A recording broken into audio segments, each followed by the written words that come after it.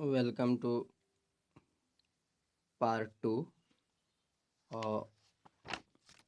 भाषा, बोली, लिपि व व्याकरण।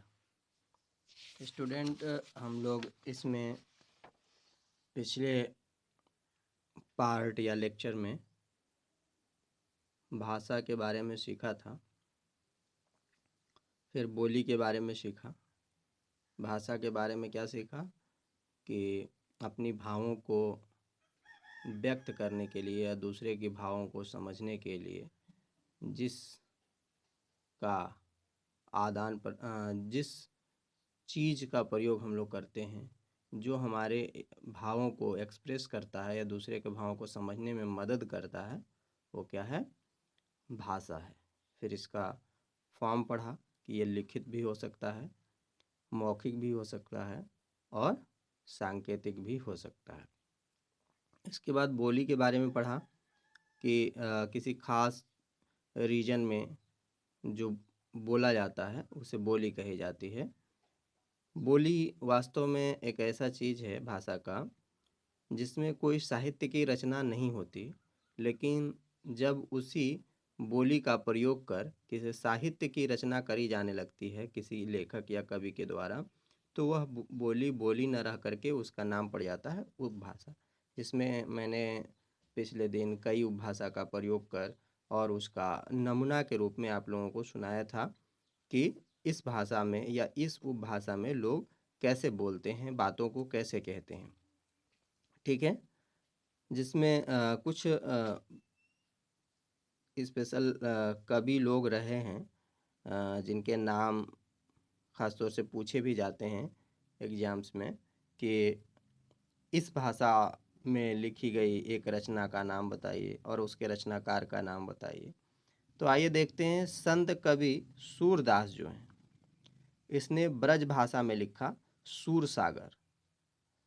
ठीक है, मतलब सूरदास की ज़्यादातर जो रचनाएं हैं वो आपको किस में मिलेगी? ब्रज भाषा में। एक स्पेशली यहाँ दिया हुआ है, बहुत सारे हैं, सूरसागर, सूरसरावली, ठीक है, रामलला छू, राम आ गया प्रश्न, इस तरह के हैं। बट यहाँ सूरसागर आप लोग ध्यान देंगे कि ब्रज भाषा में लिखा गया एक क्या है? ग्रंथ है या एक साहित्य है जो सूरदास के द्वारा लिखा गया। गोस्वामी तुलसीदास ने अवधि में रामचरितमानस की रचना की, जो एक महाकाव्य है। ठीक है, क्या? गोस्वामी तुलसीदास ने किसकी?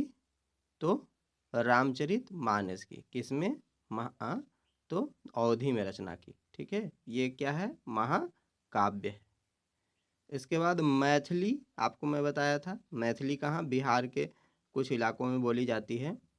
चरमोत्कर्ष पर लाने का श्रेय महाकवि विद्यापति को जाता है। इसका मतलब कि मैथिली को उपभाषा का रूप देने में कौन से महाकवि स्पेशल रूप से इसमें योगदान दिए? तो विद्यापति जी। ठीक है, आज भी अनेक क्षेत्रीय साहित्यकार इन बोलियों में साहित्य रचना कर रहे हैं और प्रतिवर्ष सैकड़ों की संख्या में उपभाषा, ठीक है, सैकड़ों की संख्या में उपभाषाओं में पुस्तकों का प्रकाशन भी हो रहा है। यानी आज ऐसा नहीं है कि मैथिली, अवधी, ब्रज, भोजपुरी इन सब भाषा का या उपभाषाएं बंद हो गई और इसमें अब कोई भी पुस्तक नहीं लिखी जा रही, किसी भी प्रकार के साहित्य की रचना नहीं करी जा रही। ऐसा नहीं है, अभी भी चल रहा है। मतलब हमारे पास ये जो उपभाषाएं हैं वो वर्तमान में भी एक्टिव हैं, सक्रिय हैं और साहित्यकार इसमें रचना कर रहे हैं। ठीक है बच्चों, अब आता है एक भाषा के अंतर्गत कई उपभाषाएं होती हैं तथा एक उपभाषा के अंतर्गत कई बोलियां होती हैं। जैसे हम लोग जानते हैं कि बोली, ठीक है, पिछले दिन देखा भी था, बोली किस में बनेगा? उपभाषा, और उपभाषा किस में बनेगा? भाषा में बनेगा। ये हम लोग जानते हैं। तो एक उपभाषा के अंदर बहुत सारी बोलियां होती हैं और एक भाषा के अंदर बहुत सारी उपभाषाएं होती हैं। इन्हीं को आज हम लोग देखेंगे कि हिंदी जो उपभाषा है, उस हिंदी उपभाषा को हिंदी भाषा को कह सकते हैं, ठीक है, 5 उपभाषाओं के अंतर्गत बांट दिया गया है, जिसमें सबसे पहला है इसका उपवर्ग पश्चिमी हिंदी। पश्चिमी हिंदी में कौन कौन से उपभाषाएं सम्मिलित करी जाएंगी? तो पश्चिम में आप देख सकते हैं, चूंकि ब्रज मथुरा के आसपास का इलाका होता है, खड़ी बोली भी इसी में सम्मिलित है। हरियाणवी पश्चिम में, कन्नौजी पश्चिम में ही पड़ेगा, बुंदेली बुंदेलखंड वाला इलाका, ये सब पश्चिमी हिंदी में पढ़ते हैं। फिर से एक बार देख लेंगे, ब्रजभाषा, खड़ी बोली, हरियाणवी, कन्नौजी, बुंदेली। पूर्वी हिंदी, आप जान रहे हैं कि पूर्वी हिंदी का मतलब कौन है भाई?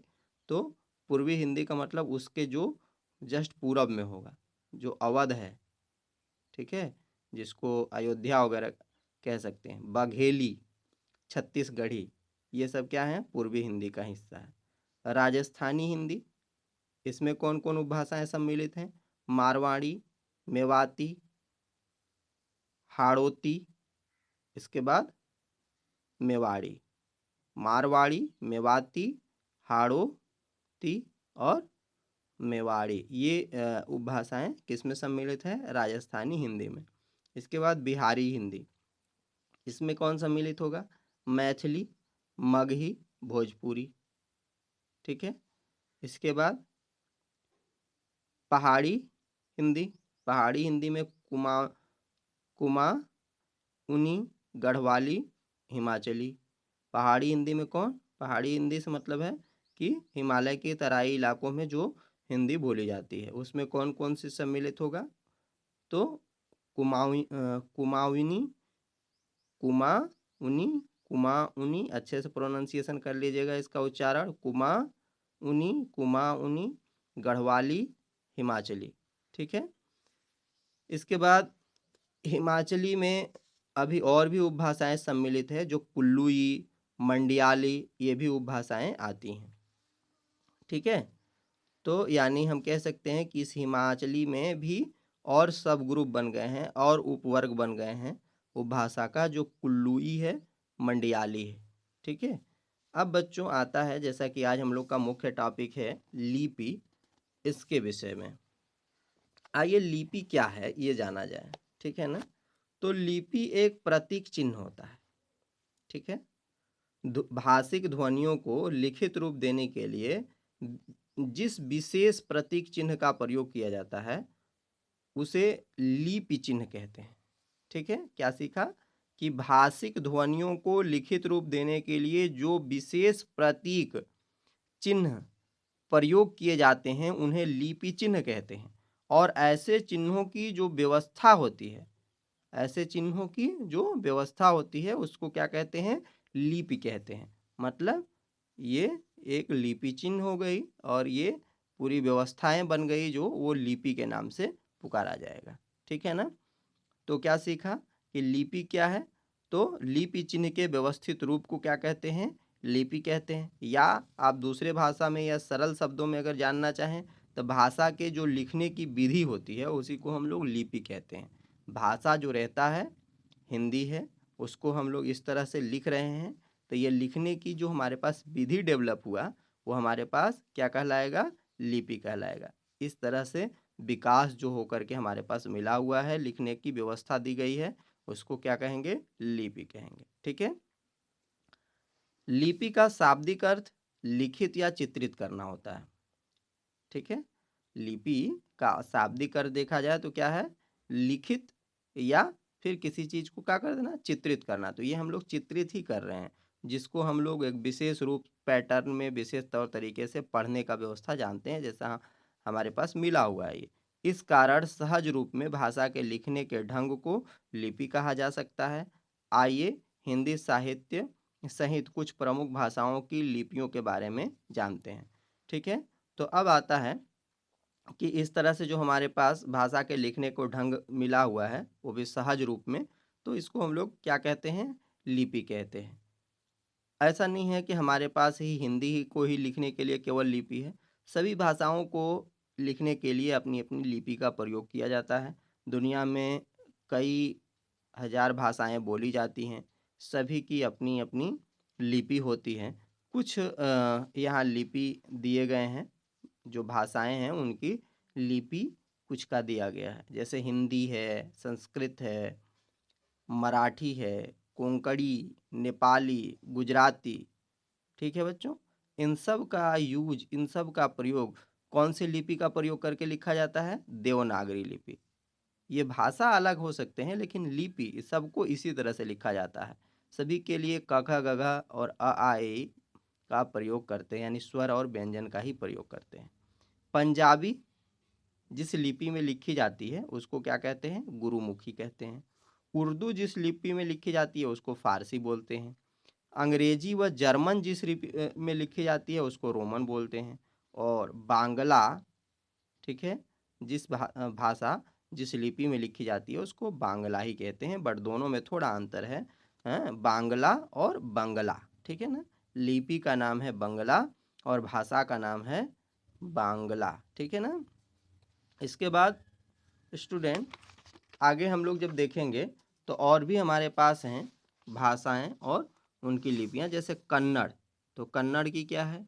कन्नड़ ही लिपि है। जापानी का लिपि क्या है? निहोंगो। तमिल का लिपि क्या है? तो तमिल ही है। लिपि के द्वारा ही भाषा लिखित रूप में ढलकर ज्ञान, विज्ञान व साहित्य के साथ सभ्यता व संस्कृति को भी एक पीढ़ी से दूसरी पीढ़ी तक पहुंचाने में सहायक होती है। क्या पता चलता है कि अगर हमारे पास लिपि नहीं होता तो हम चीज़ों को लिख नहीं पाते, और लिख नहीं पाते तो कोई आदमी या कोई ज्ञान विज्ञान की चीज़ें, साहित्य की चीज़ें, कोई सभ्यता और संस्कृति की चीज़ें लिखी नहीं जाती। और जब लिखी नहीं जाती तो जिस मनुष्य या जिस सभ्यता या जिस किसी के पास भी ये सारी चीज़ें रहता है, जब उसकी डाई हो जाती, मर जाता, तो उसके बाद वो चीज़ आगे नहीं बढ़ पाता, ठीक है। तो एक पीढ़ी से दूसरे पीढ़ी तक पहुंचता नहीं। जब एक पीढ़ी से दूसरे पीढ़ी तक पहुंचता नहीं तो ऐसे चीज़ों में हम कितना विकास किए, हमारी विकास वहीं सीमित हो जाती है और हर बार एक नई विकास की ओर हमको देखना पड़ता, ठीक है ना। तो इस तरह से हम कह सकते हैं कि विचारों को हम आगे बढ़ा नहीं सकते, और जब विचारों को आगे नहीं बढ़ा पाते तो ऐसे दशा में हमारे पास बहुत सारी बातें छूटती जाती और हम पुरानी विचारों को नहीं जान पाते, ठीक है ना। अब आता है, आइए अब एक ही वाक्य को अलग अलग भाषाओं और लिपियों में देखें, ठीक है ना। मतलब हम लोग वाक्य ले लेते हैं और उसको अलग अलग भाषा में लिख करके देखते हैं। किससे? हम सब भाषा को तो जानते नहीं हैं, तो हमारे पास ऐसे कंडीशन में एक गूगल ट्रांसलेटर होता है, उसका प्रयोग करके इसको अ, हम लोग भाषा, जो वाक्य है इसको सिर्फ बदल के देखेंगे कि वो कैसे लिखता है और इसकी लिपि कैसे दिखती है, ठीक है ना। गूगल ट्रांसलेटर वास्तव में ट्रांसलेट करने की चीज़ें नहीं हैं। ये कभी कभी भावों को किसी दूसरे रूप में बदल करके दे देता है और जिससे समझने में काफ़ी दिक्कत होती है। बट यहाँ हम लोग वास्तव में सिर्फ ये जानना चाहेंगे कि उनकी लिपि कैसे दिखती है। जैसे हमारे पास एक है, इंसान का पहला धर्म इंसानियत है। इस वाक्य को हम लोग कन्नड़ में, उर्दू में, जापानी में, अंग्रेजी में, बांग्ला में, गुजराती, मराठी, तमिल आदि भाषाओं में अनुवाद करके और फिर देखेंगे, ठीक है ना। आइए देखते हैं कि हिंदी की देवनागरी में हमें एक अच्छा इंसान होना चाहिए। गूगल ट्रांसलेटर ने इसको किया, ऐसा दिखेगा, ये हिंदी है, देवनागरी का प्रयोग हुआ। कन्नड़ में इस टाइप से कन्नड़ का है, और ये उर्दू में इस टाइप से लिखेगा, फारसी में, ठीक है, उर्दू का ये है, फारसी उसकी लिपि है, तो ऐसे फारसी रहता है। इसके बाद ये जापानी है, निहोंगो, लैंग्वेज जापानी हो गया, और इसका लिपि क्या हो गया, स्क्रिप्ट क्या हो गया, निहोंगो, ठीक है। अंग्रेजी ऐसे लिखा जाएगा, इसी लिपि को हम लोग रोमन बोलते हैं। बांग्ला ये लिखा जाता है, ठीक है, और ये है इसका लिपि। इसके बाद गुजराती, ठीक है, तो गुजराती देवनागरी का ही प्रयोग करके लिखते हैं, थोड़ा सा उसका मतलब बिगड़ा हुआ रूप जैसा दिखता है, लेकिन ये भी देवनागरी ही कहलाता है, ठीक है। मराठी भी किस में लिखा जाता है? आप देख सकते हैं, इसमें और इसमें बिल्कुल अंतर नहीं दिख रहा है, देवनागरी ही है। इसके बाद तमिल, ये देखिए तमिल में लिखा हुआ है, जिसका लिपि को तमिल भी बोलते हैं। तो इस तरह से हमारे पास आज लिपि के बारे में रहा। आप सब लोग बहुत अच्छे से इसको देखेंगी और सभी भाषाओं की लिपियां लर्न कर लेंगे, याद कर लेंगे अवश्य रूप से। ठीक है बच्चों, लिपि का डिफिनीशन यानी परिभाषा याद होना चाहिए और सभी भाषा जो दिखाए गए हैं किताब में उनकी लिपि क्या है आप उसको याद कर लेंगे कि हिंदी की लिपि अगर आप में क्वेश्चन पूछा जाए तो आप बता सकें ये देवनागरी होता है, कन्नड़ की लिपि कन्नड़।